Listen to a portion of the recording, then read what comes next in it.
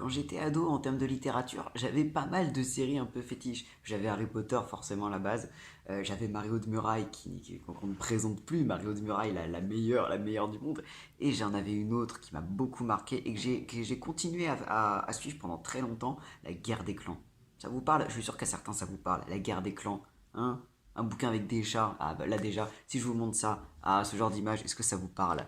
La Guerre des Clans. Je saurais même pas dire combien de bouquins il y a dans cette série actuellement. Et encore, on est dans la version française. En anglais, ils sont déjà en avance sur nous. La Guerre des Clans. Mais ça m'a occupé mais pendant des siècles. Quand est-ce que j'ai découvert ça? 12 ans? 13 ans? Un truc comme ça. 13 ans? Ouais, 13 ans. C'était un truc de malade. Ça se trouve, vous connaissez pas la Guerre des Clans. Comment je pourrais vous expliquer ça?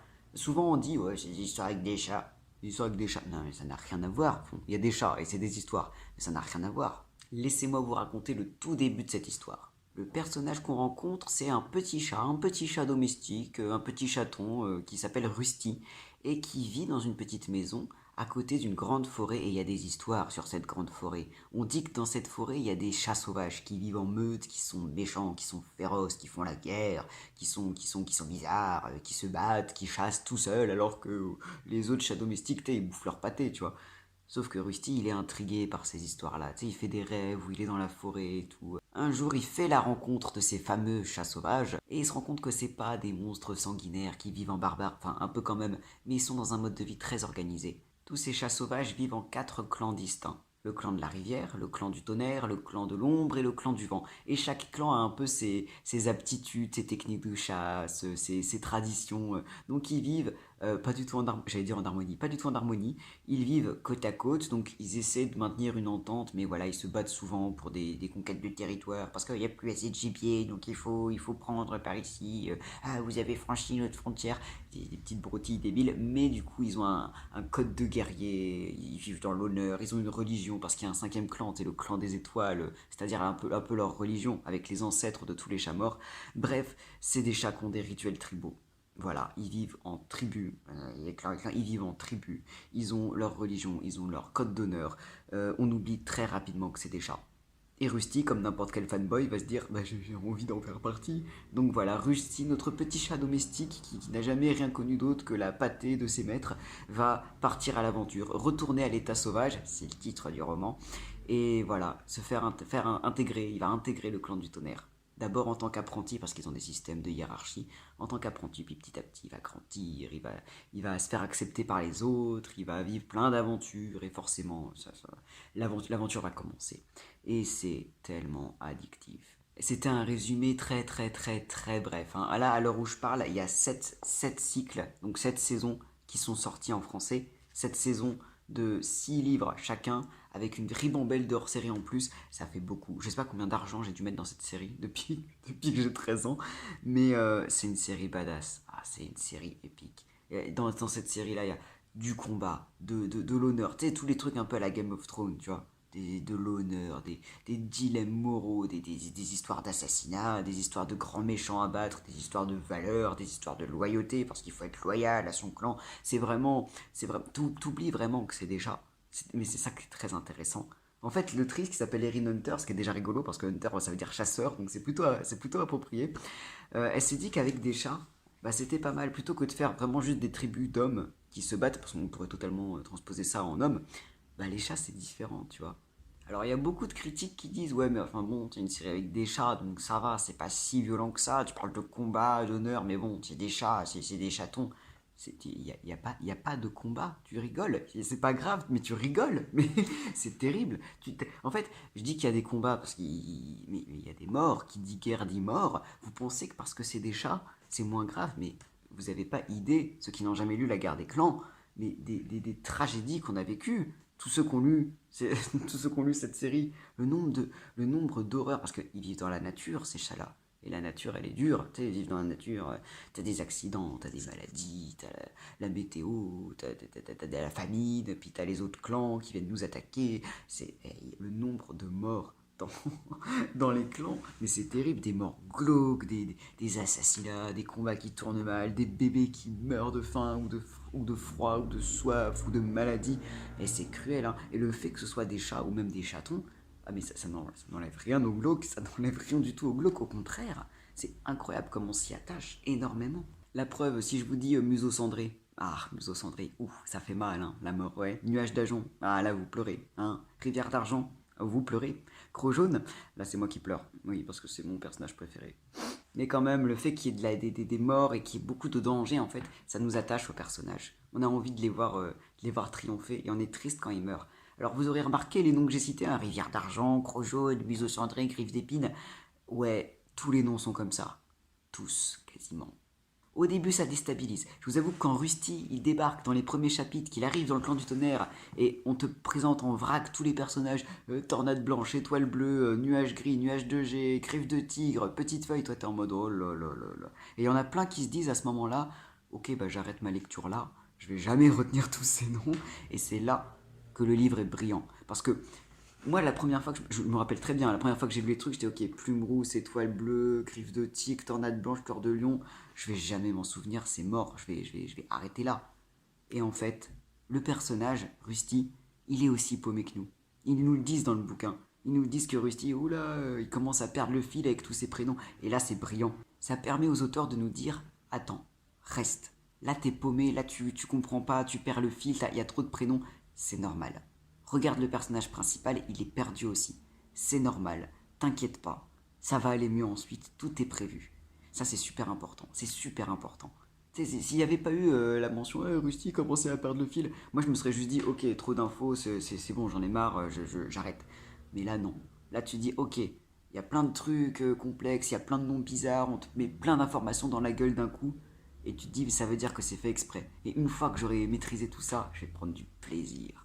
Ah, c'est un univers complexe, hein, la guerre des clans. On se dit, ouais, bon, c'est des chats qui se battent, hein.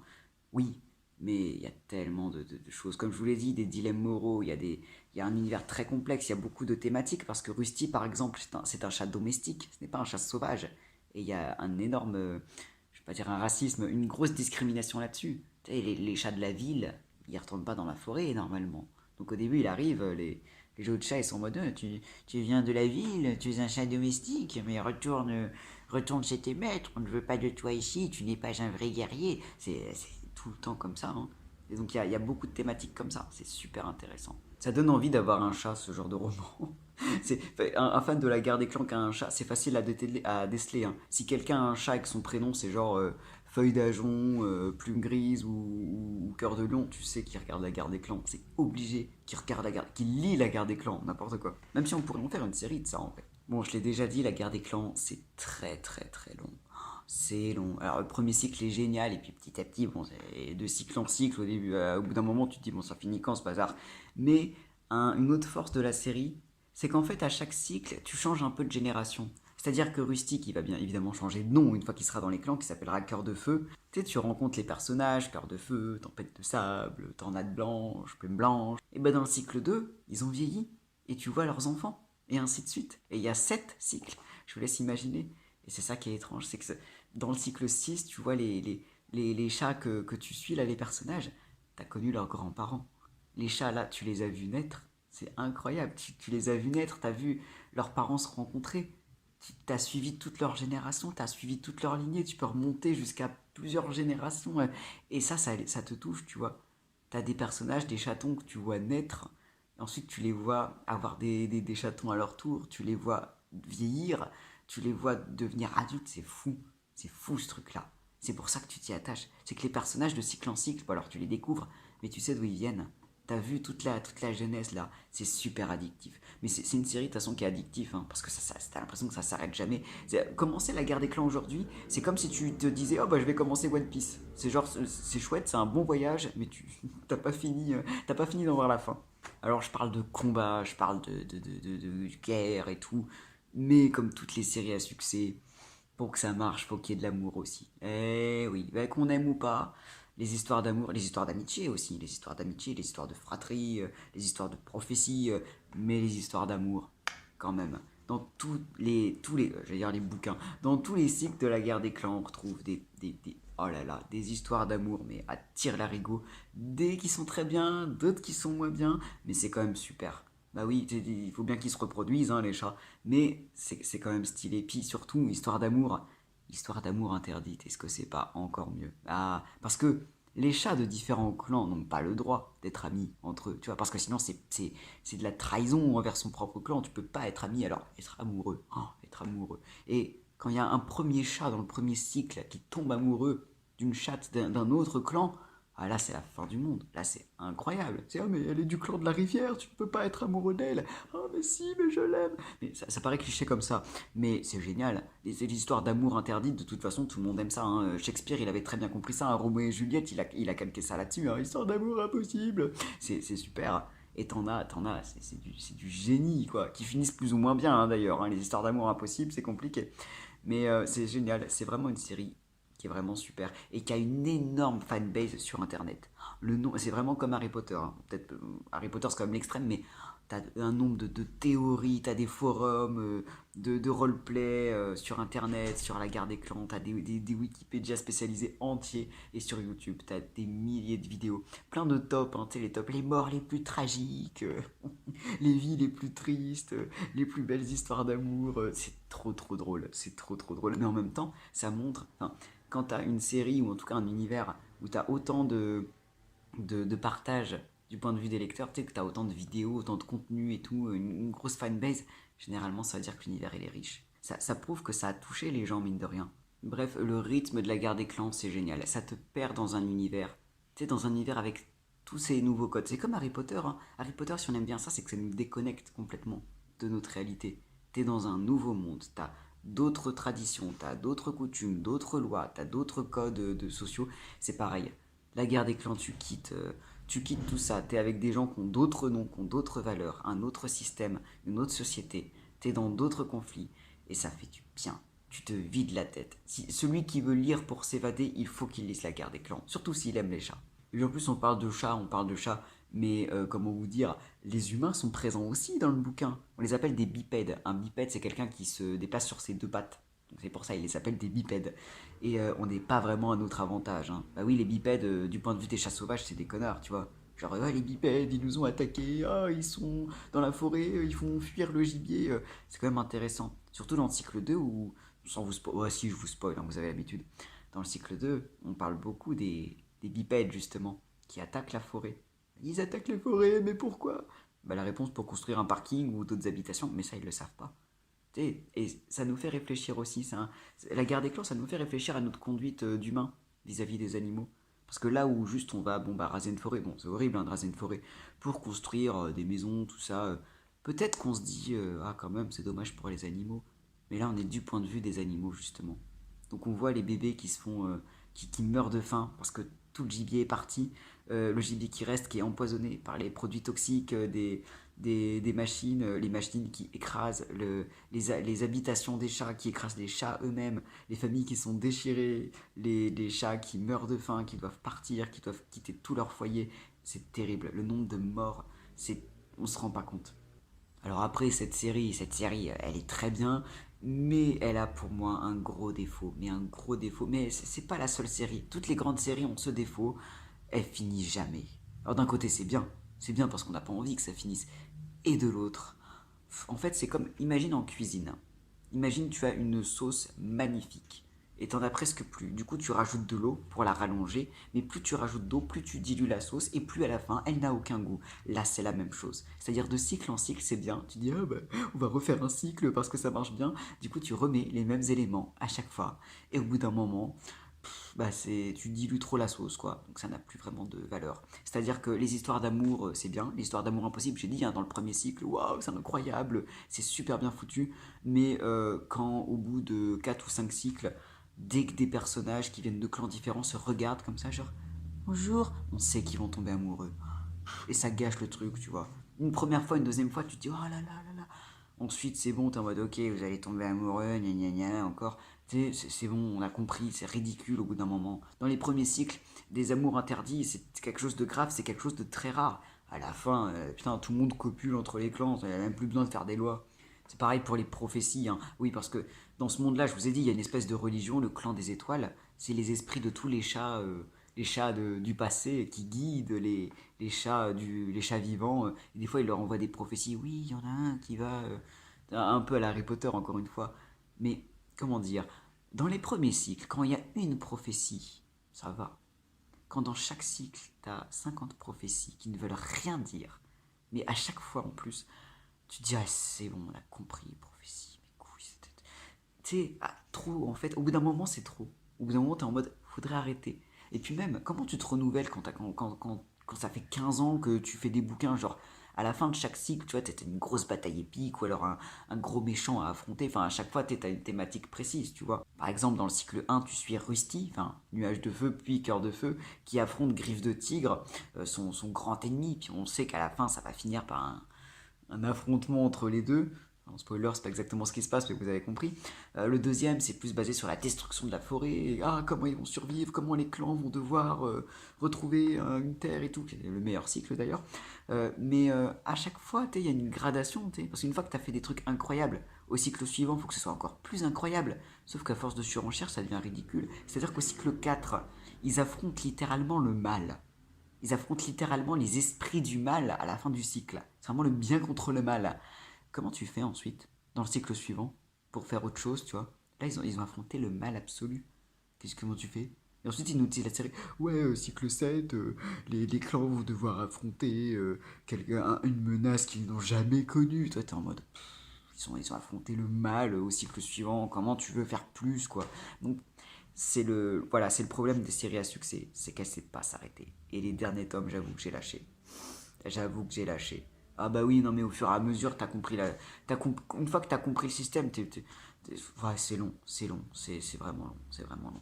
Même les couples, putain, au début, je vous ai dit, il y a un sens de l'honneur très aigu. C'est genre, t'es pas en couple, tu vois, genre, et les amoureux, c'est, ah, je veux prendre une compagne, je veux qu'il devienne mon compagnon, tu sais, compagne, compagnon, on vit notre amour et tout. Dans le dernier cycle, il parle de se mettre en couple.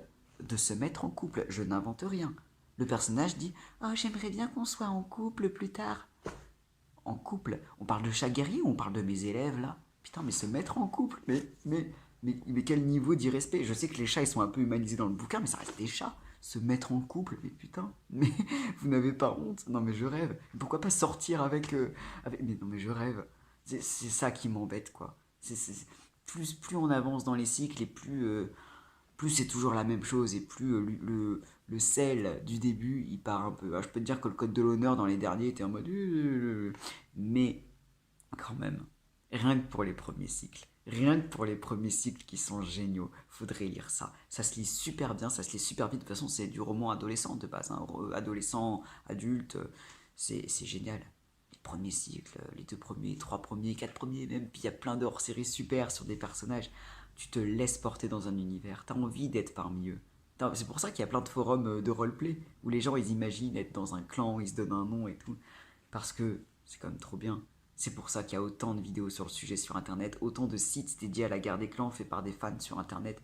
C'est parce que ça te change. T'as envie d'être un apprenti dans le clan du tonnerre ou un guérisseur dans le clan de la rivière, d'être un chef de clan, d'être le lieutenant, d'être un guerrier du clan de l'ombre, d'avoir tout ce background, enfin, tu vois ce que je veux dire? C'est un truc de fou. C'est un univers très riche, très très riche. Au début, tu sais, on te prend juste la base, genre alors il se passe ça, ça et ça. Et plus tu apprends, plus tu suis les personnages avec un rythme génial d'ailleurs, et plus tu kiffes, plus tu kiffes. Parce que tu te rends compte de certaines choses, tu comprends beaucoup plus de choses, t'es baigné dans l'univers. Comme Harry Potter, je vous ai dit, mais Harry Potter c'est l'exemple absolu, tu vois. C'est la meilleure chose. Et c'est original. Parce que c'est la guerre des clans. Parce qu'il y a des chats. Parce que c'est des combattants. Parce que ça te donne des critiques sur les hommes, mais du point de vue des chats. C'est une satire en fait, une satire. Les élèves qui me regardent, vous savez ce que c'est qu'une satire maintenant. Lisez la guerre des clans. Lisez la guerre des clans, vous ne le regretterez pas. Au début, vous allez être paumé, vous allez vous dire, oula, tornade blanche, plume grise, étoile bleue, j'ai rien compris. Et puis vous allez apprendre, parce que c'est normal. Parce que le personnage qu'on suit, Rusty, il connaît rien non plus. C'est ça qui est brillant. Mais c'est comme encore une fois, c'est comme Harry Potter. Le personnage, il arrive dans un monde qu'il connaît pas. C'est un chat domestique qui connaît rien, donc il apprend en même temps que toi. Il est en mode, ah ok, donc il y a ces clans-là. Ah, mais qu'est-ce que c'est? Ah, machin. Ah, donc elle, c'est le chef de clan. Ah, donc ça, et ça nous aide. Parce qu'on apprend en même temps que lui. Et c'est génial. Lisez la guerre des clans. Pas les derniers cycles, hein, c'est pas la peine, c'est pas la peine. Tous les cycles ne se valent pas. Mais vraiment, vous allez passer un super moment. Et pour peu que vous mordiez, vous avez des tas de bouquins derrière. Hein. Si vous aimez les deux ou trois premiers, vous avez de la marge. Lisez la guerre des clans. Lisez la guerre des clans. Et en plus, ça donne envie d'avoir un chat. Donc c'est forcément bien.